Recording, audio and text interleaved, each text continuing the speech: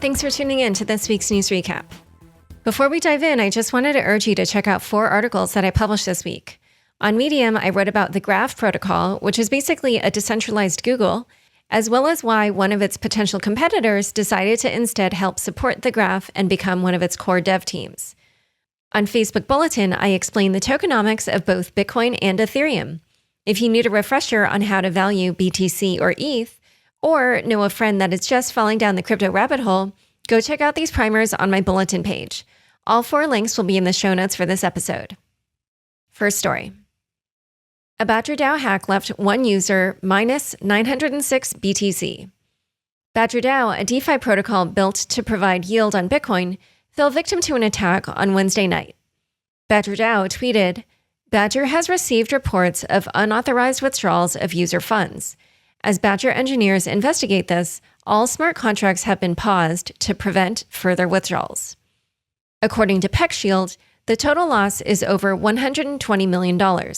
Based on PeckShield data, it appears roughly 85% of the $120 million came from 4 large Bitcoin addresses, which lost 906, 491, 203, and 184 BTC respectively, equating to losses approximating $51 million, $27 million, $11.4 million, and $10.3 million. As of press time Thursday afternoon, the cause of the exploit has yet to be confirmed. However, Tritium, or some pronunciation like that, a Badge Core contributor, speculated in the Discord that it could be a front-end issue with the Badger.com user interface. Tritium wrote, "There is no problem with the smart contracts. It looks like a bunch of users had approvals set for the exploit addresses allowing them to operate on their vault funds, and that was exploited. Once we noticed, we froze all the vaults so nothing can move and are trying to figure out where the approvals came from, how many people have them, and what next steps are." Such an attack, which targets the front end of BadgerDAO rather than the decentralized protocol itself, raises many questions, which a BadgerDAO Discord member named SciGuy laid out in the main Discord chat.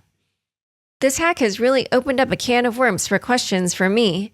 1, how can we make sure what we approve in MetaMask is legit? 2, how can funds be moved even with a rogue approval from a ledger-secured wallet? E.g., if I swap a coin on Uniswap, I must manually hit the buttons on my ledger twice, once for the approval and once for the actual swap. How is this hack possible? 3, how the heck does a front-end attack happen? Does this mean he hacked the server and uploaded a modified contract so when users click claim, they get his?" While Badger devs have yet to release any answers to the above questions, Eagle Capital's CryptoCat VC pointed out on Twitter that front-end exploits can be avoided through proper MetaMask approval hygiene. Practicing proper wallet approval techniques can save users from giving DeFi unlimited allowances on certain tokens, a feature deployed by dApps where users only have to approve the wallet dApp connection once, rather than for every token deposit. While convenient, this setup leaves users' funds at risk, as hackers have shown the ability to drain users' wallets giving unlimited allowance to DeFi protocols. To allow this, CryptoCat VC explained, "Don't trust the site's UI. Take the address manually from the MetaMask data and look at that contract on Etherscan." She added, "Never approve more than you plan to use. You can always approve more in the future. Yes, it costs a few more dollars. So is psychological help once you will get rugged." Square rebrands to Block. Square, the Jack Dorsey-led payments firm, is rebranding its corporate identity to Block, according to a press release on Wednesday. Since launching in 2009, Square has expanded its scope to include a variety of crypto-linked services, including Square Crypto, a Square offshoot focused on Bitcoin development, Cash App, a mobile payment service turned Bitcoin exchange, Tidal, a music streaming service with NFT aspirations, and TBD 545-66975, a yet-to-be-built decentralized crypto exchange. In addition to building out services for crypto assets, Square also purchased roughly $170 million of BTC back in February. The rebrand acknowledges that Square is no longer just a payments company specializing in commerce solutions, software, and banking services for seller businesses, says the company. "We built the Square brand for our seller business, which is where it belongs," said Jack Dorsey, co-founder and CEO of Block. Block is a new name, but our purpose of economic empowerment remains the same. Much like how Facebook's rebrand to Meta did not alter the name of Facebook, the social media app, disclosure, I write a newsletter for Facebook/Meta, Block explained that its name change only distinguishes the corporate identity from the other parts of the company, like Square, Cash App, Tidal, and TBD 545-66975. And each of those entities will keep its name. Square Crypto, however, is rebranding to Spiral, a term the company thinks reflects on the nature of Bitcoin as it continues to grow like a spiral from a single point, encompassing more and more space until it touches everything. The news comes just on the heels of Block CEO Jack Dorsey stepping down from the CEO position at Twitter, the social media app he co-founded. In June, Dorsey famously explained, "If I were not at Square or Twitter, I'd be working on Bitcoin. If it needed more help than Square and Twitter, I will leave them for Bitcoin," Dorsey told the crowd at Bitcoin 2021.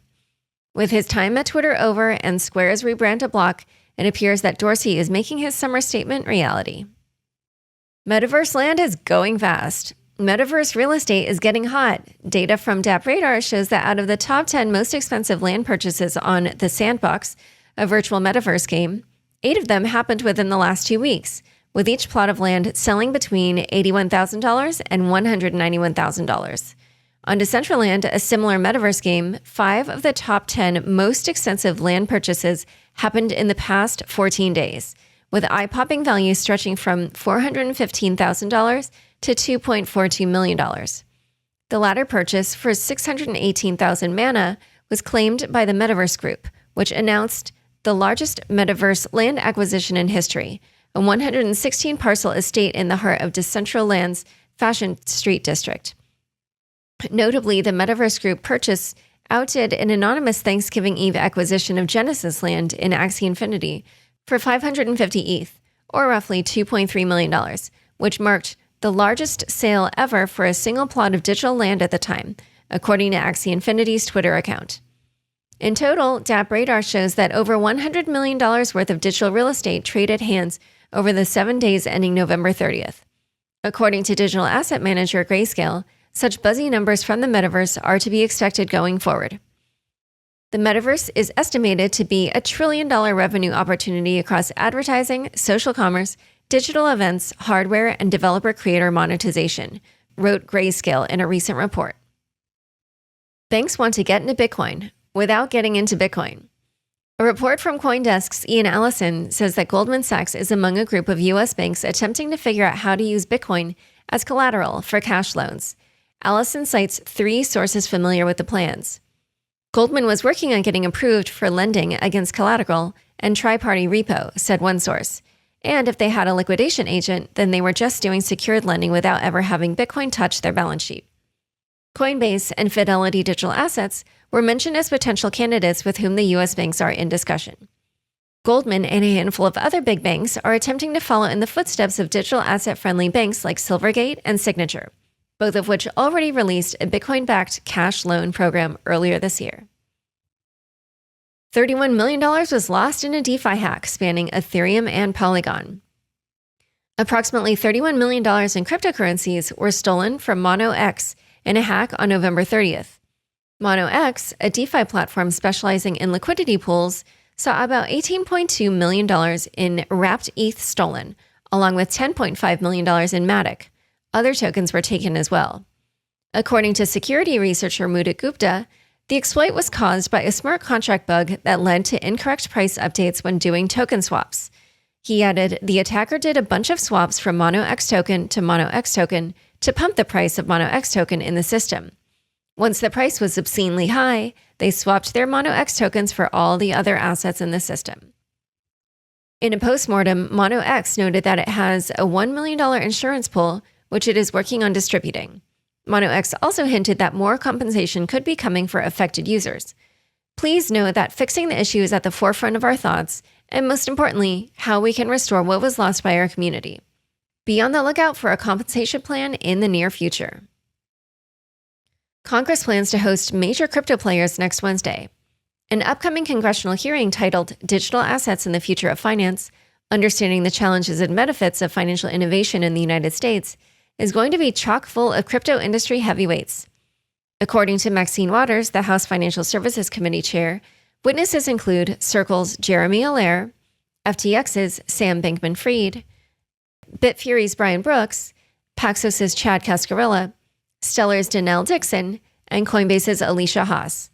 Notably, Coinbase's Alicia Haas is the only witness not to hold the title of CEO and is appearing in place of Brian Armstrong, who has been very outspoken in his displeasure with how regulators have handled the crypto industry. The hearing will take place next Wednesday, December 8th. Time for fun bits. Roundup. Big-time brands go crypto. Cypherpunks and techies no longer dominate the crypto industry.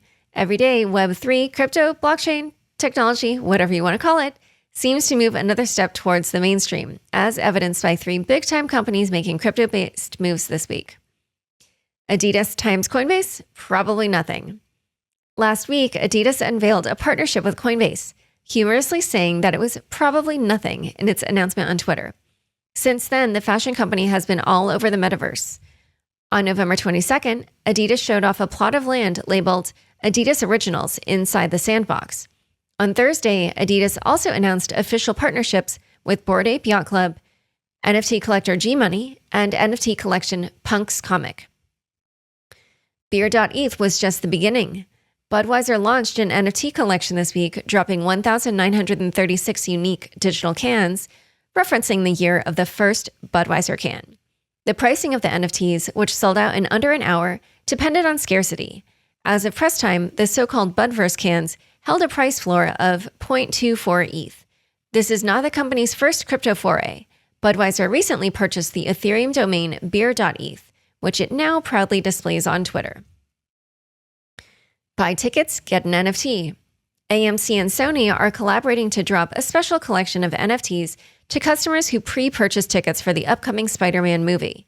According to AMC's Twitter account, the first 86,000 members who buy tickets and attend the showtime will receive a link to download a Spider-Man NFT. Notably, the NFTs are based on Wax, a blockchain that states it is carbon neutral, a point that AMC prominently displays throughout its marketing, touting the Spidey NFT drop as eco-friendly. All right, thanks for tuning in. To learn more about Ryan and Human One, be sure to check out the links in the show notes.